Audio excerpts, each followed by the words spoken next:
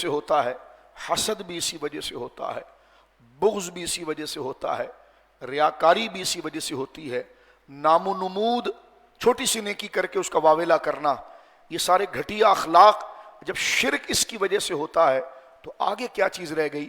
اس کو ایک ہی جملوں میں، جمعے کا وقت بڑا مختصر ہے، اس کی ڈیٹیل کو بیان کریں تو بڑی طویل ہے، لیکن اگر ہم اپنے دماغ کو بیدار کریں اور نیک بننے کی نیت کر لیں تو اس کا مطلب اور اس کا خلاصہ یہ ہے کہ مادہ پرستی جو ہے وہ ہر برائی کی جڑ ہے۔ لوگ کہتے ہیں جناب ہمیں اصلاح نہیں ملتی ہے، سکون نہیں ملتا ہے، تو کسی دانا شخص نے کہا کہ جسے پیاس نہیں لگی ہے اسے ٹھنڈے شربت کی قدر نہیں ہوتی، جس کو پیاس لگ جائے وہ اس چیز کو چاہتا ہے۔ تو میں اور آپ کبھی نیک بننے کی خواہش ہی نہیں کرتے، کبھی طلب ہی نہیں ہے، کبھی فکر ہی نہیں ہے، تو قرآن جو واضح طور پر ہر لمحہ جس کو ہم تلاوت کرتے رہتے ہیں، لیکن ہمیں پیاس نہیں لگی ہے، جو پیاس نہ لگی ہو تو میٹھا ٹھنڈا خوشبودار شربت بھی بندے کو بے ذائقہ لگتا ہے، لیکن جب پیاس لگی ہوئی ہو اور تڑپ کے پیاس لگی ہو تو اگر گرم پانی بھی ہو تو وہ اس کو لذت کا ذائقہ دیتا ہے۔ تو پتہ چلا مین چیز ہے میری اور آپ کی طلب، ول، کہ ہم چاہتے ہیں نیک ہونا، تو یہ چیز کو اگر ہم لیں تو قرآن مجید اس کو ذکر کرتا ہے۔ آئیے مفسرین نے جو اس کا خلاصہ پیش کیا ہے، وقت بہت مختصر ہے، تمام برائیوں کی جڑ جو ہے وہ مادہ پرستی ہے۔ مادہ پرستی سے کیا مراد ہے؟ کسی شخص کا دنیاوی مال و اسباب کی بیجا محبت میں لگ جانا، مال و دولت کی حرص میں اضافے کی ہی فکر کرتے رہنا، شہرت اور ناموری کے لیے اپنی نیکی کے اگر کوئی کام کر لیے ہیں تو اس کا ڈھنڈورا پیٹتے رہنا، حرام اور حلال کی پرواہ کیے بغیر اپنی بری خواہش کی تکمیل کرنا، اللہ کے قانون کو پیچھے رکھنا، بس جو دل میں آیا اور مال و اسباب کی طلب میں لگ جانا، اور اللہ رب العالمین جل وعلا کے قانون ضابطے کو فراموش کر کے اپنی خواہش بد کے تحت حرام اور حلال کے قاعدے کو چھوڑ کر اس کی رغبت کی طرف لگ جانا، یہ مادہ پرستی ہے، اور یہ دل کا سب سے بڑا، یہ دل کی غفلت اور یہ دل کا سب سے بڑا مہلک مرض ہے۔ اس کے بارے میں مفسرین ایک بڑی پیاری بات یہ بھی لکھتے ہیں کہ مادہ پرستی سے مراد کیا ہے، اس کو کیوں مذمت کی گئی ہے؟ کہا جاتا ہے کہ انسان دنیاوی کاموں میں اس قدر مشغول نہ ہو جائے، بندہ دنیا کے کاموں میں اس قدر نہ لگ جائے کہ اس کام کی وجہ سے وہ آخرت اور اللہ کے حکم کو بھول جائے۔ اور جناب رسول اللہ کی پاکیزہ حدیث نے اس کو اور زیادہ ڈسکرائب کیا ہے، فائن کیا ہے اور اس کی زیادہ تشریح کی ہے۔ قرآن کریم کی آیت جو ہم نے سب سے پہلے، جو آج ہمارا سبق ہے، جو ہمیں یاد رکھنا ہے، گھر جا کر اس کی تیاری بھی کرنی ہے، وہ سورہ یونس کی آیت نمبر 7 اور 8 ہے۔ کیا کہنا چاہ رہا ہے قرآن؟ فرما ان الذین لا یرجون لقاءنا۔ اب یہ مادہ پرستی کی تعریف ہو رہی ہے کہ کیا مراد ہے۔ فرما ان الذین لا یرجون لقاءنا ورضوا بالحیاۃ الدنیا واطمأنوا بها۔ فرمایا کہ یقیناً جو لوگ ہمارے ملنے کی امید نہیں رکھتے، یہ وجہ ہے، یعنی روز قیامت اور ثواب اور عذاب کے قائل نہیں، اور دنیا کی فانی زندگی کو آخرت پر ترجیح دیتے ہیں، اور کہتے ہیں جناب یہ دنیا کبھی ڈھل جائے گی، یہ جوانی کبھی ڈھل جائے گی، بس اس جوانی کو بچانے کے لیے جہاں سے پیسہ آئے کماؤ، اور اپنی ساری عمر اسی کی طلب میں گزار دیتے ہیں اور اسی پر وہ مطمئن ہو جاتے ہیں۔ تو اللہ فرماتا ان الذین لا یرجون لقاءنا وَرَضُوا بِالْحَيَاةِ الدُّنْيَا وَاطْمَأَنُّوا بِهَا وَالَّذِينَ هُمْ عَنْ آيَاتِنَا غَافِلُونَ، اور وہ ہماری آیت سے غفلت کرتے ہیں، یعنی ہمارے نبی کی باتوں کو فراموش کر دیتے ہیں جو انہوں نے بتائی ہے، اور قرآن جو اللہ کی آیت ہے، رسول اللہ کی آیت ہے، فرما ہماری آیتوں سے منہ پھیرتے ہیں، غفلت کرتے ہیں، اپنی مرضی سے ضابطۂ زندگی بناتے ہیں، اپنی مرضی سے کمانے کا طریقہ بناتے ہیں، اپنی مرضی سے اپنی زندگی کو گزارتے ہیں، اور جو ہم نے اپنی نشانی رسول کی شکل میں اور جو ہم نے اپنی نشانی قرآن کی شکل میں انہیں عطا فرمائی ہے اس سے وہ غفلت کرتے ہیں۔ تو اللہ فرماتا اولئک مأواہم النار بما کانوا یکسبون، تو آپ ان سے کہہ دیجئے کہ ان کا ٹھکانہ دوزخ اور جہنم ہے، اور یہی ان کی دنیاوی کمائی کا بدلہ ہے۔ اس میں قرآن مجید نے واضح کر دیا کہ کس چیز کی اللہ رب العالمین جل والا مذمت کو بیان کر رہا ہے کہ جب بندہ دنیا کمانے میں اللہ کو بھول جائے تو جب اللہ کو بھولے گا تو حرام و حلال کی کوئی تمیز نہیں رہے گی. جب وہ اللہ کو بھولے گا تو اپنی چودراہٹ، اپنا نام، اپنے گویا کے شور و شرابہ اور اپنا ڈھنڈورا نیکی پر پیٹتا رہے گا. لیکن جہاں رب یاد رہے گا تو وہ ایک ایک چیز کو شریعت کے قانون کے اندر تولے گا. اگر کوئی برائی فکر آ بھی گئی، تکبر کی آ گئی، تو اس کو جھاڑے گا اور ہر ایک کا جو حق ہے اس کو ادا کرے گا اور دنیا کا کام جم کر کرے گا. لیکن وہ یہ کام ہی رکھے گا کہ جو میں نے کیا ہے، جس رب کے لیے کیا ہے، اس کی طرف مجھے لوٹ کر جانا ہے اور وہ مجھے دیکھ رہا ہے. یہ وہ انٹرنل اور اسپرچول ویلیوز ہیں کہ جو مادہ پرستی کو گراتی ہے. اور جب بندہ اس چیز کو چھوڑ دیتا ہے، جس طرح اللہ نے یہاں پر فرمایا ہے کہ انہوں نے یہ اس امید کو انہوں نے ختم کر دیا کہ ہم نے رب سے بھی ملنا ہے. دیکھیے ہر برائی ہمارے لیے اس لیے ہوتی ہے اور دنیا کی حیات ہی پر وہ مطمئن ہو گئے ہیں اور ہماری نشانیاں جو قرآن کی شکل میں انہیں بار بار آئی، نبی کی سیرت کی شکل میں مبارک میں ان کے سامنے ہے، لیکن وہ اس کی طرف توجہ نہیں کرتے. تو اللہ رب العالمین جل وعلا نے ارشاد فرمایا کہ ان کے لیے جہنم ہے، کیونکہ یہ مادہ پرستی. سورہ شورى میں اس کو اور کلیئر کیا ہے. ایک کے بعد ایک آیت کی طرف ہم چلتے ہیں. سورہ شورى آیت نمبر 20 کی طرف میں آ رہا ہوں. قرآن کریم نے یہاں پر ذکر کیا، میں نے ابھی آپ کی خدمت میں عرض کیا ہے کہ انسان دنیاوی کاموں میں اس قدر مشغول نہ ہو جائے کہ اس کے باعث وہ آخرت کو بھول جائے. سو رہا ہے تو سو رہا ہے، کما رہا ہے تو کما رہا ہے. نماز چلی گئی، ابھی قربانی آ رہی ہے تو وہ سوچے گا کہ میں حصہ دے کر ہی جان چھڑا دوں، جبکہ ابھی اس کو کہا جائے پلاٹ خریدیے تو وہ نہ جانے کہاں چھپایا وہ پیسہ لا کر دے گا. تو یہ وہ چیز ہے کہ جب وہ آخرت اور طلب ثواب کو چھوڑ کر اپنی ذات کو ویلیو دیتا ہے، یہ مادہ پرستی ہے. زکوٰۃ کا وقت آ جائے، نہیں جناب میں بہت مقروض ہوں، لیکن اپنا مقصد آ جائے تو چھپا ہوا پیسہ نکال کر لے آئے گا. یہ ہے مادہ پرستی جو قرآن کہہ رہا ہے کہ جس نے ہماری ملاقات اور ہمارے حکم کو فراموش کیا ہے.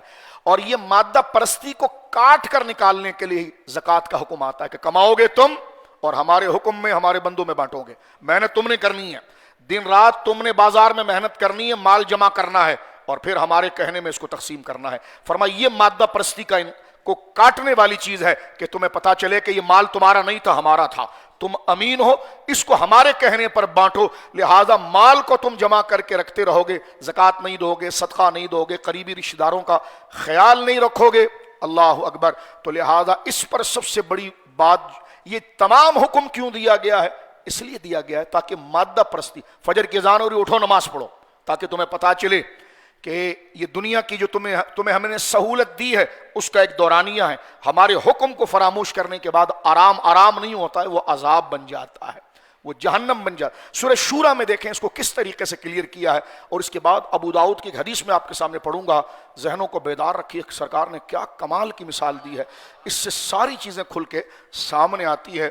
بندہ اس کو دیکھتا ہے تو ہائے ہائے کر جاتا ہے کہ اللہ نے کیا دانائی حضور کو عطا فرمائی، اور حضور کس طرح اس مسئلے کو اور اتنے بڑے مہلک مرض جو ایمان کا کینسر اور دل کے لیے سب سے خطرناک چیز ہے اس کی طرف وہ گویا کہ لے کر آتے. یہ مادہ پرستی، یہ ساری چیز. ڈھول بجانے والے کے لیے لاکھوں روپے، مہر 10,500 روپے، یہ مادہ پرستی ہے. شادی کے 4 حال ہیں، مہمانوں کے سامنے اپنی فن خوانی دکھانے کے لیے 11 قسم کے کھانے بنیں گے. شریعت کا مطالبہ ہوگا تو اس کی مسجد بنا رہے ہیں حضرت صاحب، لیکن جب نکاح کی بات آئے گی تو اس میں عورت مردوں کا اختلاط ہوگا اور اس میں چودراہٹ دکھائیں. آپ نکاح نہیں پڑھائیں گے، آپ کے مدرسوں کے چندہ دیا تھا ہم نے. تو میں نے کہا مدرسہ ہماری پراپرٹی تھی، اللہ کے لیے دیا تھا. تو اگر تم نے مدرسے کے لیے چندہ دیا ہے تو یہ ناچ گانے کی محفل میں ہم نکاح پڑھائیں؟ کہا اگر آپ نکاح پڑھانے نہیں آئے آپ کو چندہ نہیں دیں گے. یہ ہے مادہ پرستی، یہ ہے فرعونیت. اسی کو قرآن نے ذکر کیا. بھائی شریعت کی پابندی ہونی چاہیے. اور میں بار بار کہتا ہوں علماء ایسی مجلس کا بائیکاٹ کریں ورنہ خدا کی بارگاہ میں پکڑے جائیں گے. جہاں پر اللہ کا دین گر رہا ہو، سیٹھ صاحب نے خدمت کی سبحان اللہ، لیکن ان سے یہ چھٹی نہیں مل جائے گی کہ وہ حرام کام کر رہے ہوں اور ہم کانے بن جائیں کہ ہم کو گاڑی دلائی تھی، ہمارے کو پلاٹ دلایا تھا، ہمارے کو کوئی 2,000 4,000 10,000 کا لفافہ دیا تھا، تو حضرت مفتی صاحب کانے بن جائیں اور کہیں کہ جناب نہیں حضرت جتھے پتر نور جمال اتھے کھوتا گدا سب حلال. معاذ اللہ علیہ باللہ. یہ یہودیت نہیں ہے، یہ اسلام ہے. یہ مادہ پرست جو علم والوں میں بھی آ جاتی ہے مادہ پرست. یہ صرف دنیا داروں میں نہیں آتی، یعنی صرف بیپاری میں نہیں آئے گی، صفوں میں بیٹھنے والوں میں نہیں آئے گی، یہ پڑھے لکھے لوگوں کے اندر بھی آئے گی، اور وہ اس کا دگنا عذاب دے گا۔ حدیث پاک میں آتا ہے ایسے پڑھے لکھے لوگ قیامت کے دن اپنی اتڑیاں کھینچتے ہوئے جہنم میں جائیں گے، العیاذ باللہ۔ جس نے جتنا جانا اس پر اتنا حکم لازم ہے۔ تو لہٰذا دیکھیے یہاں پر فراڈیوں کی بات کر رہا ہوں، صالحین کی بات نہیں کر رہا، بلکہ انہی کے ساتھ جڑ کر انہی کے ذکر سے تو ہمیں عبادت کا شوق پیدا ہوتا ہے۔ صحابہ نہ ہوتے تو ہمیں دین کی قدر کہاں پتہ چلے، اہل بیت نہ ہوتے تو ہمیں یہ قدر کہاں، اولیاء صالحین نہ ہوتے تو آج ہمارے چہروں پر داڑیاں ہوتی، آج ہم نمازوں کے شوقین ہوتے ہیں۔ تو یہ عقلی استثناء ہے، یعنی عقلی طور پر۔ اب آپ دیکھیں قرآن اس کو کیا کہتا ہے، توجہ کے ساتھ سنیے۔ لوگوں کی گردن نہیں پھلاؤں، بیٹھ جاؤ، مسئلہ بیان کیا۔ گردن پھلانگنا جہنم کی وعید ہے، آداب سیکھو۔ اب آپ دیکھیں یہ سورۃ الشورى ہے، آیت نمبر 20 ہے، توجہ کیجیے آپ۔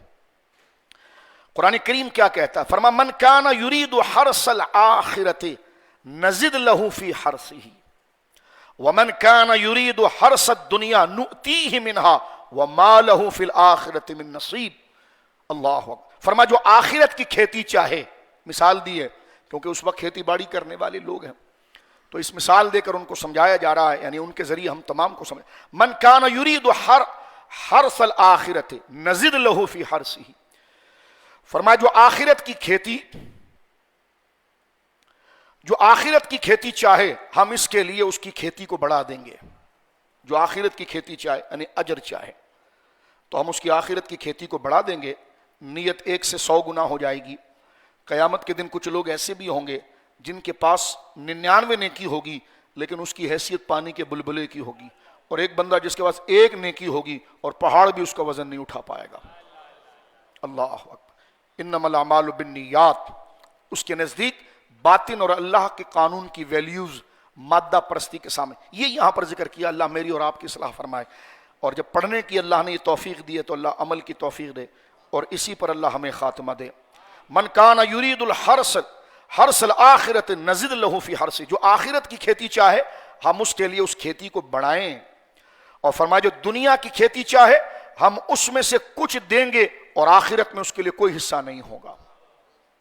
میری ماں ام المومنین حضرت عائشہ صدیقہ رضی اللہ تعالیٰ عنہ ہمارے آقا سے کہنے لگی یا رسول اللہ صلی اللہ علیہ وسلم، مکہ میں وہ آدمی بہت بڑا NGOs کا کام کرتا تھا، غریبوں کی بڑی خدمت کرتا تھا، بڑا لوگوں کے ساتھ بھلائی کے ساتھ وہ پیش آتا تھا، یا رسول اللہ اس کو کیا اجر ہے؟ حضور نے فرمایا کوئی اجر نہیں ہے، کیونکہ اس نے آخرت کو طلب کرنے کے لیے کلمہ توحید نہیں پڑھا تھا۔ تو غریبوں کو کھانا کھلانا، دسترخوان لگانا، NGOs کے کام کرنا، یہ صورتاً اچھے ہیں، لیکن اللہ کی بارگاہ میں جب اچھے ہوں گے کہ جب سب سے پہلا سچ اور حق، بندوں کا حق تجھے یاد ہے، رب کا حق یاد نہیں ہے، اور بندوں کا حق کیا بندے اپنے اماں اور ابا کے گھر سے لائے ہیں، وہ اللہ نے بتایا ہے۔ لوگ کہتے ہیں جی حقوق العباد پہلے، میں نے کہا حقوق العباد کیا ہے؟ وہ اللہ کے بتانے سے حق ہوا ہے، اگر اللہ کی مرضی نکال دو تو وہ کوئی حقوق العباد نہیں، پھر وہ گناہ ہے، وہ اجر کا باعث اس لیے بنتا ہے کہ رب کے کہنے پر ادا کیا جائے۔ تو اصل الاصول انما الاعمال بالنیات قل ان صلاتي ونسکی ومحیای ومماتی للہ رب العالمین۔ حبیب کہو میری نماز، میری قربانی، میرا جینا، میرا مرنا اصل میں میرے اللہ کے لیے ہے، اس لیے پھر اس اللہ کی نیت آ گئی تو پھر مسکرانا بھی عبادت ہو گیا۔ ہم بڑے جلد باز ہو جاتے ہیں، یہ لبرل ٹی وی پر بک بک کر رہے ہوتے ہیں، نمازیں چھوٹ رہی ہے، حقوق العباد، حقوق العباد۔ ہم نے کہا بھائی حقوق العباد یہ کس نے لازم کیا ہے؟ اللہ نے لازم۔ اس رب کے خلاف شرک، اس رب کے خلاف الحاد کرنے کے بعد کسی کو کپڑا پہنانا عبادت نہیں رہتا، کسی کو کھانا کھانا عبادت۔ میری ماں سیدہ عائشہ نے پوچھا رضی اللہ عنہا، وہ مکہ کے اندر ایک بڑا سخی تھا، وہ غریبوں کو کھانا کھلاتا تھا۔ میری ماں نے ایک دفعہ حضور سے پوچھا یا رسول اللہ صلی اللہ علیہ وسلم، وہ مکہ میں جو لوگوں کو کھانا کھلاتا تھا اس کو کیا اجر ہے؟ حضور نے فرمایا کوئی اجر نہیں ہے، اس لیے کہ اس نے اللہ کے حق کو چھوڑا تھا، یعنی کلمہ توحید اس نے نہیں پڑھا تھا، تو لہذا پتا چلا کہ ثواب کو ثواب بنانے والی چیز اللہ پر ایمان ہے، اس کے ذریعے یہ سب ہوگا۔ اب آپ دیکھیں قرآن کریم نے اس کو ذکر کیا ہے کہ جہاں اس نے دنیا طلبی لی اور حرام پیسہ تھا مسجد بنا لی، حرام پیسہ تھا افطاریاں کروا دی، حالانکہ سارے کام اپنی جگہ پر اچھے ہیں، لیکن کیے اس نے حرام پیسے سے، حرام پیسے سے۔ تو ظاہر سی بات ہے جب اللہ کا قانون گرا دیا تو وہ افطاری کھلانا، وہ نیکی کا کام کرنا، کسی پر اشارہ نہیں کر رہے معاذ اللہ، ہم سب اس میں شریک ہیں، ایک قرآن کے سامنے اپنے آپ کو پیش کر رہے ہیں. ہمارے لوگوں کا معیار کبر میں، انانیت میں اتنا ہے کہ ان کا بس نہیں چلتا کہ گریبان پکڑے کہ یہ آیت آپ نے ہمارے لیے پڑھی ہے. ارے بھائی کس کے لیے پڑھی؟ ہم سب اللہ کے بندے ہیں. جب تک یہ سانس چل رہی ہے ہم فتنے میں ہیں، آزمائش میں ہیں. کسی کے خلاف نہیں بنی. ہم کسی کے خلاف کیا بولیں؟ ہم خود پھنسے ہوئے. اللہ ہم تمام کے حال پر رحم فرمائے. ہم تو اپنی اصلاح چاہ رہے ہیں. تو یہ تو اصلاح کے لیے بات کی جا رہی ہے. یہ نہیں کہ میں آپ سے خطاب کر رہا ہوں. یہ میں آپ سے نہیں خطاب کر رہا، قرآن مجھ سے اور آپ سے خطاب کر رہا ہے. ایک بیان کیا جا رہا ہے. تو فرمایا کہ نیکی کے کام ہیں سارے، مسجد بنانا، مدرسے بنانا اور غریبوں کو کھانا کھلانا. لیکن اگر یہ اللہ کے بتائے ہوئے طریقے سے کما کر کیا ہے تو فرمایا اس کے لیے کوئی اجر نہیں. کوئی اجر. اگلے کا پیٹ بھر گیا الگ مسئلہ ہے، تجھے کوئی اجر نہیں ملے گا، تجھے کوئی نفع نہیں ملے گا. مدرسے بہت بڑے بڑے بن گئے، پیر صاحب تعویذات دے رہے ہیں اور ادھر قانون پاس ہو رہا ہے عدالتوں کے اندر اللہ کی توحید کے خلاف، اور پیر صاحب لا الہ الا اللہ. میں نے کہا یہ کیا ڈرامہ آپ نے لگایا؟ یہ لا الہ الا اللہ پڑھنا حق ہے. ہمت کر، جو مرید تو نے اپنے لیے جمع کیے ہیں یہ اللہ کے بندے ہیں، ان کو اللہ ادعو الی سبیل ربک، ان کو اللہ کی طرف بلا. اپنا آستانہ اپنے بچوں کے لیے اس میں انویسٹمنٹ اور موڑی جمع کر رہا ہے. ایک قبر سے 2 قبر، 2 سے 4، 4 سے 5 گلے. مزارات کی اہمیت حق ہے، اس کے خلاف بک بک کرنے والا بدعتی ہے. میں کاروبار کی بات کر رہا ہوں. یہ لوگ تمہارے پاس دین کے لیے آتے ہیں، اور جہاں شریعت اور دین کی بات ہوگی تو پیر کا کام ہوتا ہے میت کو نہلانے والا، کہ وہ نہلا کر صاف ستھرا کر کے اللہ کی طرف بڑھا دے. وہ اللہ کے بندے ہیں. تو لہٰذا یہ دیکھیے، تو یہاں پر یہ فرمایا کہ آخرت کی طلب جس میں نہیں اس کی نیکی نیکی نہیں. اب سرکار دو عالم کی حدیث مبارکہ ہے، اور علامہ ابن اسیر جزری نے اس کا جو معنی کیا میں ٹھہر ٹھہر کر پڑھوں گا. اپنے دل کو اور کان کو کھول کر اس بات کو آپ بھی سنیں، میں بھی سنوں. حضور نے ایک بات کی، فرمایا احرص لدنیا کا کأنک تعیش ابدا واعمل لآخرتک کأنک تموت غدا.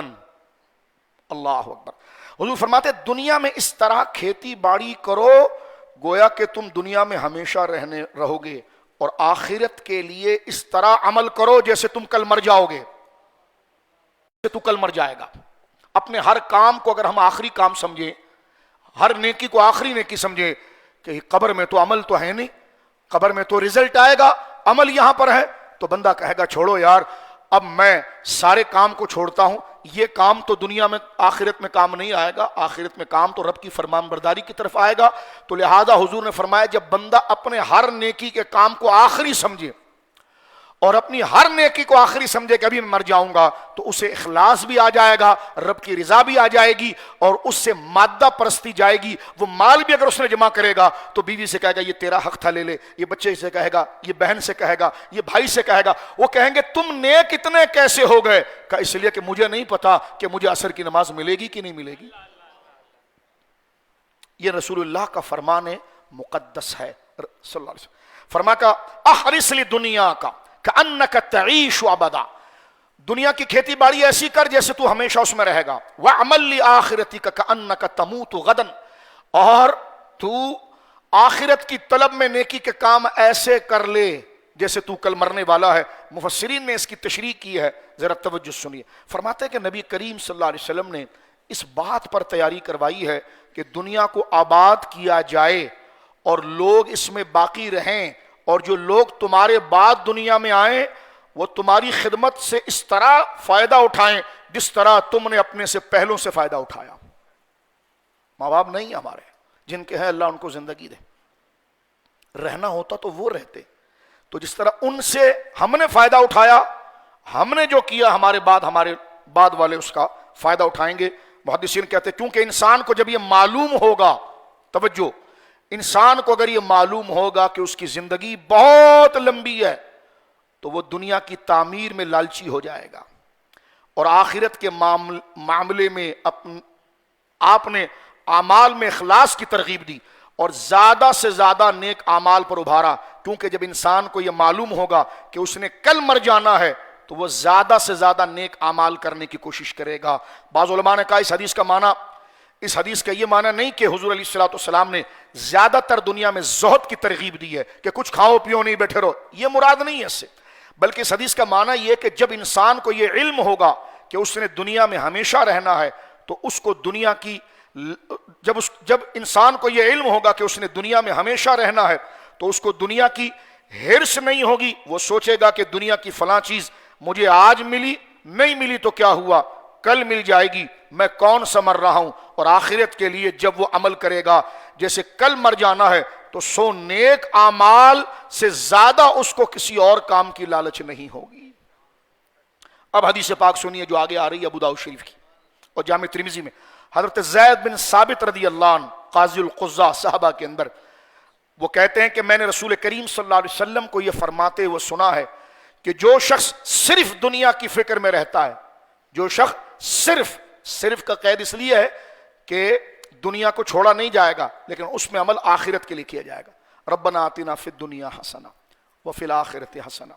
کمایا بھی جائے گا, بال بچے بھی ہوں گے, اس سے بھگانا مراد نہیں ہے, لیکن وہ آخرت کی طلب کے لیے ہے کہ جناب میرا ڈیسٹینیشن آگے ہے, ابھی سٹاپ پر رکا ہوں تو یہاں جتنے سائے کی ضرورت ہے, یہاں جتنے پانی کی ضرورت ہے, اتنا ہی رہوں گا جتنا میں نے طلب کرنا ہے. منزل تو میری آگے کی ہے, بس ابھی تھوڑا سے گاڑی کے اندر فیول وغیرہ ڈل جائے, چائے وغیرہ پی لیں, سارے پیسنجر تھوڑے سے سستا لیں, پھر گاڑی میں بیٹھیں گے. مانا کہ ادھر گرمی ہے تو کیا ہوا, جہاں جاؤں گا وہاں AC بھی لگا ہوا ہے, ٹھنڈک بھی ہے. تو جب بندے کو منزل کی امید یقین رہتی ہے تو راستے کے خطرے اس کے لیے انجوائے بن جاتے ہیں, اس کے لیے گویا کہ مزے کی چیز بن جاتی. اس کو رسول اللہ نے فرمایا کہ انسان دنیا میں ایسے ہے کہ عابر السبیل, جیسا مسافر اپنے راستے کو گزار رہا ہے اور اپنی منزل کی طرف جا رہا ہے. اب دیکھیں رسول کریم کیا فرماتے ہیں صلی اللہ علیہ وسلم. حضرت زید بن ثابت بیان کرتے ہیں کہ رسول کریم صلی اللہ علیہ وسلم کو یہ فرماتا ہوا میں نے سنا کہ جو شخص دنیا کی فکر میں رہتا ہے, اللہ تعالیٰ اس کے معاملے کو بگاڑ دیتا ہے, پرا گندہ کر دیتا, اور اس کی آنکھوں کے سامنے فقر اور تنگ دستی لاتا ہے. وہ مال کماتا پھر بھی کہتا میرے پاس کچھ بھی نہیں, پھر آگے بڑھتا, میرے پاس کچھ نہیں, پھر آگے بڑھتا. اور اس کو دنیا کی صرف اتنا ہی حصہ ملتا ہے جتنا حصہ اس کے لیے پہلے مقدر کر دیا گیا. اور جو آخرت کا قصد اور ارادہ کرتا ہے, اللہ تعالیٰ اس کے معاملے کو جمع کر دیتا ہے. آگے سنیے, اللہ اس کے معاملے کو جمع کر دیتا ہے, اس کے دل کو غنا یعنی اللہ اپنی طلب میں لے آتا ہے, اور اس کا ہاتھ تو مال میں ملوث ہو رہا ہوتا ہے, دل اس میں ملوث نہیں ہوتا. اور دنیا ایسے شخص کے لیے کہ جو دنیا کمائے لیکن آخرت کی فکر کو رکھے, اللہ فرماتا ایسے بندے کے لیے دنیا اس کے پاؤں کی خاک میں لا کر جمع کر دیتا ہے, یعنی دنیا اس کے پاؤں میں پڑی ہوئی ہوتی ہے. اور حضرت ابوبکر صدیق کا وہ قول, یا اللہ تو مجھے دنیا دے لیکن پھر مجھے اس سے دور رکھنا. داتا صاحب کہتے ہیں یہ تصوف کا سب سے بڑا قاعدہ ہے, دنیا مانگی تاکہ شکر کروں اور اس سے پیچھے رہوں تاکہ صبر کی کیفیت حاصل ہو. اس کو میں اب بیان کیا گیا کہ جیسے کشتی جب سمندر میں چلتی ہے تو وہ پانی کے اوپر رہتی ہے, اور پانی اگر اس کے اندر آ جائے تو وہ غرق ہو جائے. تو مال ہاتھ میں ہونا چاہیے, دل میں آخرت ہونی چاہیے, دل میں نیت ہونی چاہیے. اس لیے حضرت عبداللہ بن مسعود کہتے ہیں نبی کریم علیہ الصلوۃ والسلام کو فرماتے ہوئے سنا, جس شخص نے اپنی تمام فکر کو صرف ایک فکر بنا دیا اور وہ آخرت کی فکر ہے, تو اللہ تعالیٰ اس کی دنیا کی فکر کے لیے کافی. اور جس کے افکار دنیا کے لیے مشغول ہو جائیں تو اللہ تعالیٰ کو اس کی پرواہ نہیں ہے کہ وہ بندہ کس وادی میں جا کر غرق ہوتا ہے, اللہ کو اس کی پرواہ نہیں ہے. اور جس کو آخرت کی فکر ہے اللہ رب العالمین جل وعلا رحمت اس کی دستگیری فرماتی. موضوع طویل ہے, میں آخری آیت پڑھ رہا ہوں, وقت ہو چکا ہے کافی, جس پر آپ توجہ کیجئے گا. یہ ہمارا دوسرا سبق ہے. ایک تو سورہ شورا کی آیت نمبر 20 ہم نے پڑھی, اس کو گھر میں جا کر میں اور آپ مطالعہ کریں, قرآن کو وقت دیں ہم. اور ایک سورہ یونس کی آیت نمبر 7 اور 8 پڑھی. اب میں سورۃ الفاتر آپ کے سامنے پڑھ رہا ہوں. اللہ رب العالمین کیا فرما رہا ہے, یعنی دنیا کی محبت اور مادہ پرستی سے مراد یہ کہ اللہ کو بھول کر دنیا کمانا. اللہ کو یاد رکھ کر دنیا کماؤ تو یہ نور اللہ نور ہے. اللہ کو یاد کر کے دنیا کمانے سے مراد کیا ہے کہ کمانا, کھانا, پینا پھر اس کے قانون کے مطابق ہوگا. جس چیز کو اس نے, آج یہ مادہ پرستی ہے نا کہ ہم اپنے مقصد کے لیے اگلے کی غلطی پر تنبیہ نہیں کرتے, برائی کو روکنے کی کوشش نہیں کرتے.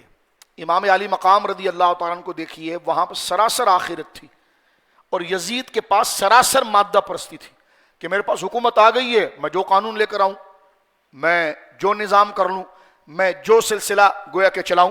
یہاں پر آپ دیکھیے کیا بات ارشاد فرمائی جا رہی ہے, غریبوں کے گھر ہو تو بلڈنگ پوری گرا دی جائے, اور ثاقب نثار صاحب اسلام آباد میں پلازے اس لیے اٹینڈ کرتے ہیں، کیا ہوا خان صاحب نے لے لیا ہے، اب جب خرید لیا ہے تو اس کو ہم ختم تو نہیں کر سکتے، تو یہ نسلہ جو تم نے گرایا غریبوں کا گھر، خدا تمہیں دنیا میں بھی رسوا کرے اور آخرت میں بھی رسوا کرے۔ ایسوں کے لیے برائی نہیں رکھیں گے تو ہم کبھی عبادت کی لذت نہیں پائیں گے۔ ظالم کے لیے اگر دل میں برائی نہ ہو تو کلمہ کبھی نہیں آتا۔ حضور نے فرمایا من ابغض للہ۔ اب دیکھیں یہاں پر کیا بات کی گئی ہے، ارشاد باری تعالیٰ ہے یا ایھا الناس ان وعد اللہ حق، اے ایمان والو اللہ کا وعدہ سچا ہے بے شک، فلا تغرنکم الحیات الدنیا، ہرگز تمہیں دنیا کی زندگی دھوکے میں مبتلا نہ کر دے۔ میں اکثر بچوں کے ساتھ جاتا ہوں قبرستان اپنی عبرت کے لیے، کیونکہ مجھے 25 سال اس نماز مسجد میں ہوا ہے، تو بچے مجھے بتاتے ہیں شاہ صاحب دیکھیں یہ وہ ہمارے نمازی یہاں آرام کر رہے ہیں۔